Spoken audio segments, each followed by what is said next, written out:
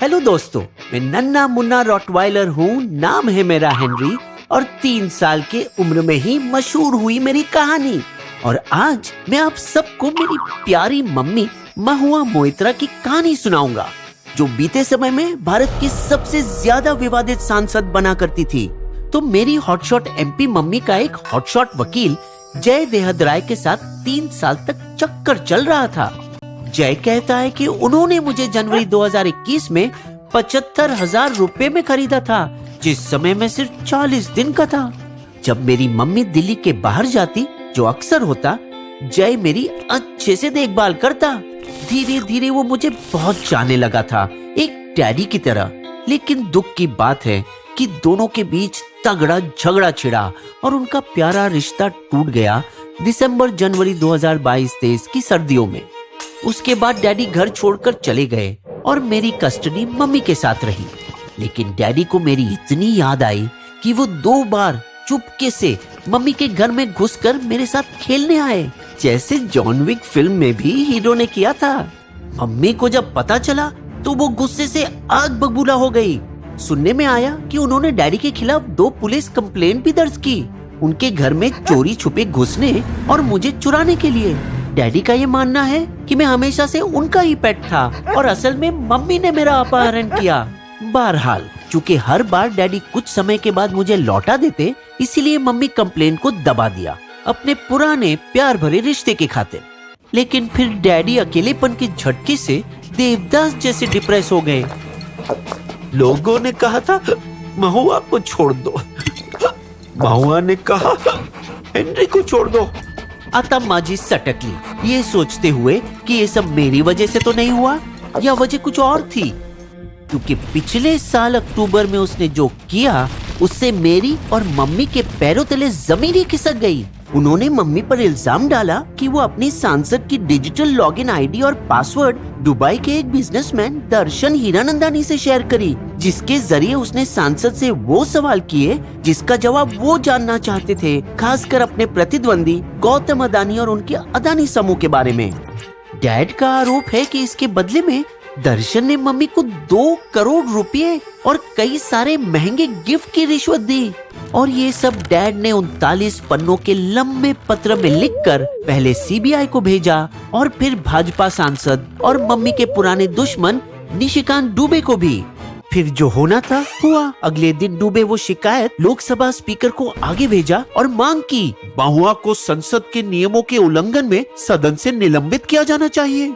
बिना हिचकिचाए लोकसभा स्पीकर तुरंत कंप्लेंट को और आगे सदन की आचार समिति को भेज दिया। ये बहुत चौंकाने वाली बात है कि मेरे देवदास डैडी दुबे से मिले सिर्फ अपने मतलब के लिए, मेरी माँ की छवि और राजनीतिक करियर खत्म करने के मकसद से।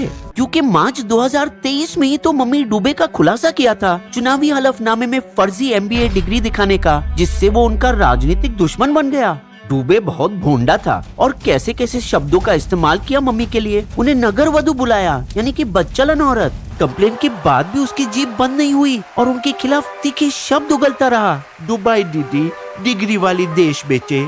गौर करने वाली बात है कि पहली बार जब दुबे ने मम्मी का अपमान किया था, तब डैडी ही उनके बचाव के लिए आए थे, भले ही तब तक उनका रिश्ता टूट चुका था, और खुद दुबे पर वार किया। रक्त बीज। अब मेरे वास्ते इतनी दुश्मनी क्यों? मेरी कस्टडी की लड़ाई भारत की सबसे बड़े राजनीतिक विवादों में से कैसे बन गई? खैर, वजह जो भी हो, मम्मी का ऐसा बुरा हाल हुआ कि वो चिंता के भंवर में घुसती चली गई। मैं हूँ महुआ मोइत्रा और ऐसी गंदी राजनीति के लिए तो नहीं आई हूँ इसमें। क्या कमाल के दिन थे वो 1990 के दशक में, जब स्कॉलरशिप पर मैं अमेरिका आई थी मैथ्स और इकोनॉमिक्स पढ़ने। टॉप की स्टूडेंट तो थी ही, इसलिए लंदन में मुझे 1998 में एक बैंकर की बढ़िया सैलरी वाली नौकरी भी मिली। लेकिन एक दशक बाद जैसे स्वदेश में शाहरुख खान अपने देश वापस आए थे, मुझे भी अंदर से आवाज आई अपने देश लौटने की और यहीं पर कुछ कर दिखाने की। मैंने शुरुआत की बंगाल में राहुल गांधी के आम आदमी का सिपाही बूथ अभियान में शामिल होकर, लेकिन जल्द ही समझ गई कि सिर्फ ममता दीदी की टीएमसी ही वामपंथियों की 34 साल की 7 बार लगातार चल रही सरकार को गिरा सकती।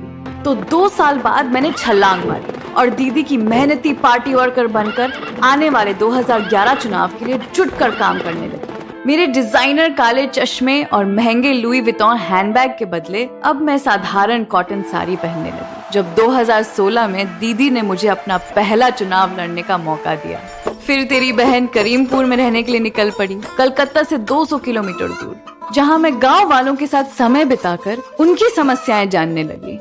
और शाबाश, उन्होंने ही मुझे मेरे पहले विधानसभा चुनाव में 16,000 वोटों के अच्छे अंतर से जीत दिलाई। मेरा रुतबा और बढ़ा जब 2019 के लोकसभा चुनाव में मैं कृष्णानगर से सांसद बनी। और चूंकि पार्टी मुझे बहस करने वाली सबसे घातक मिसाइल मानती थी, उन्होंने मुझे दिल्ली भेजा। नहीं भूल सकती जो रोंगटे खड़े हुए जब संसद में मेरा पहला ही भाषण वायरल हुआ था। भारत में फांसीवाद बढ़ रहा है। इन अंगार भरे भाषणों ने मुझे देश की सत्ताधारी पार्टी के कमल में कांटा बना दिया। मेरा सरकार के साथ टकराव जारी रहा, सुप्रीम कोर्ट में याचिकाएं डालने से, नागरिकता कानून और अक्सर दुरुपयोग किए जाने वाले राजद्रोह कानून के खिलाफ। बीजेपी सांसदों को उंगली भी की अगले हमले से पहले। आज संसद में मेरी स्पीच है, बीजेपी को अपनी शोर मचाने वाली टीम तैयार रखनी चाहिए। गोमूत्र शॉट लगाकर गला भी गीला कर लो। गुस्से में आए ट्रोल्स ने मेरी बदनामी के लिए बचकाने की कोशिश की। पार्टी में शराब का ग्लास और सिगार पकड़े हुए मेरी कटी हुई तस्वीरें ऑनलाइन फैलाई। लेकिन आप तो जानते हो मुझे ना, चवन्नी भर का फर्क नहीं पड़ता मुझे। असली बात तो ये है, बीजेपी बंगाल में इसलिए हारती है क्योंकि वो महिलाओं पर ऐसे निचले स्तर के हमले करती है। और इसीलिए महुआ उन आरोपों के खिलाफ लड़ी। सबसे पहले मानहानि डेफेमेशन का मुकदमा चलाया जय पर, ये आरोप लगाते कि उसकी कंप्लेंट हेनरी की कस्टडी की लड़ाई का बदला था। हालांकि निजी तौर पर महुआ के वकील अपने क्लाइंट के आदेश पर जय के साथ समझौता करने की कोशिश करी। अपनी कंप्लेंट वापस ले लो और बदले में हम तुम्हें कुत्ते की कस्टडी दे देंगे। लेकिन जय ये दोगलापन का खुले कोर्ट में पर्दाफाश किया और बताया कैसे एक तरफ मानहानि का मुकदमा चलाया और दूसरी तरफ समझौता करने की कोशिश की। महुआ के वकील इससे इतना शर्मिंदा हुए कि उन्होंने ये केस लड़ना ही छोड़ दिया। महुआ का जय पर मुकदमा करने के सिर्फ 2 दिन बाद 19 अक्टूबर को दर्शन ने एक बयान दिया। महुआ ने मुझे लॉगिन डिटेल दिए थे, मेरी गलती थी कि मैंने वो लिए। उन्होंने बताया कि लॉगिन लेने के बाद महुआ उन पर महंगी चीजें देने का दबाव डाला, जैसे बंगले का रेनोवेशन, एयरलाइन टिकट और हॉलिडे पैकेज का खर्च। दर्शन और महुआ दोनों 2017 से करीबी दोस्त हुआ करते थे, इसीलिए दर्शन का बयान उन्हें पीठ में छुरा घोंपने जैसा लगा।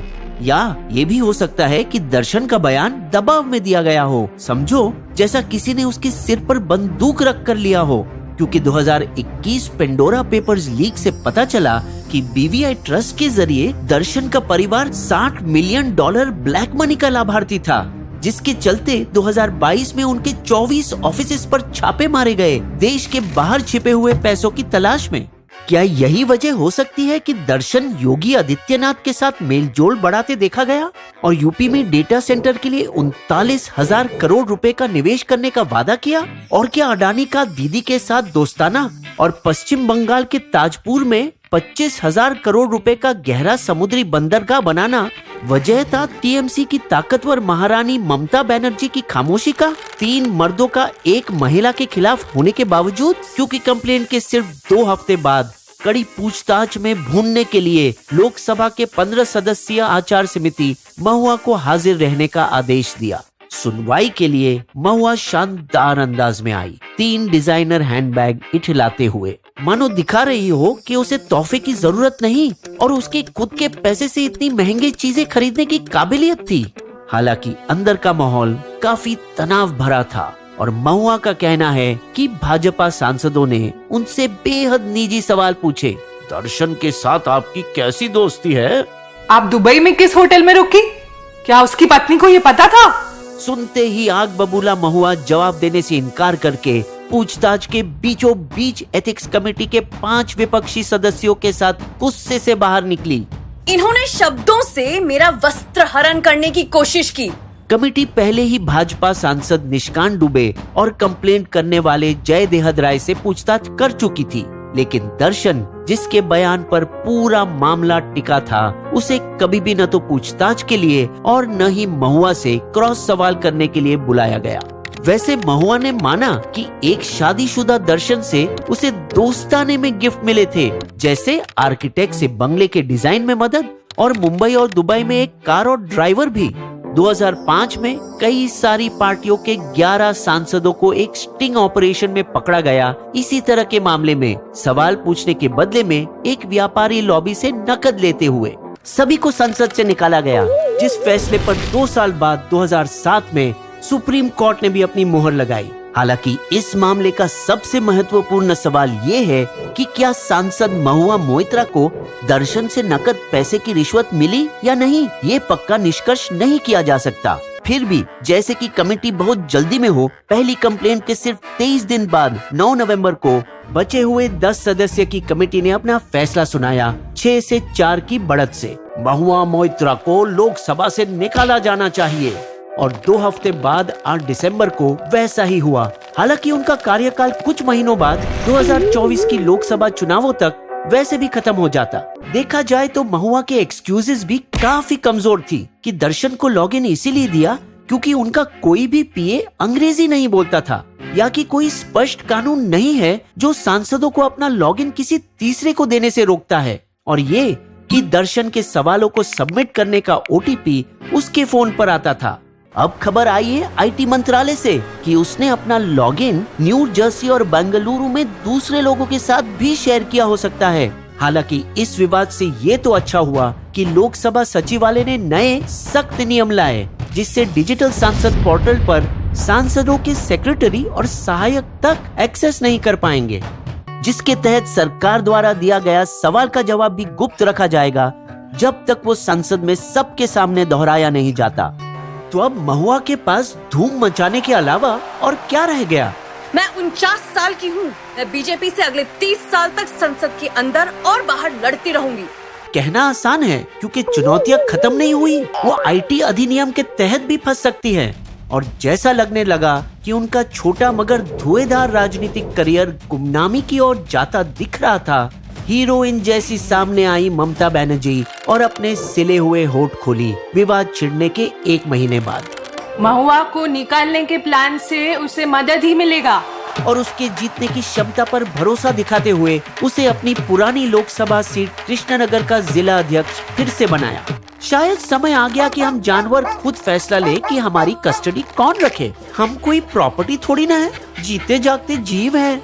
तो हेनरी, आप किसके साथ रहना चाहोगे, मम्मी या डैडी? बिस्बो की शायरी।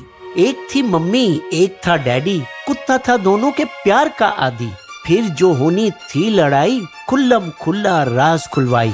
सवाल उठे सवालों पर, कितना गहरा था धोखे का स्तर। बेचा क्या देश के उसने उसूल, बड़ी है ये बात न समझो फजूल। हमारे वीडियो कंटेंट के सारे स्रोत आपको डिस्क्रिप्शन में भी मिलेंगे।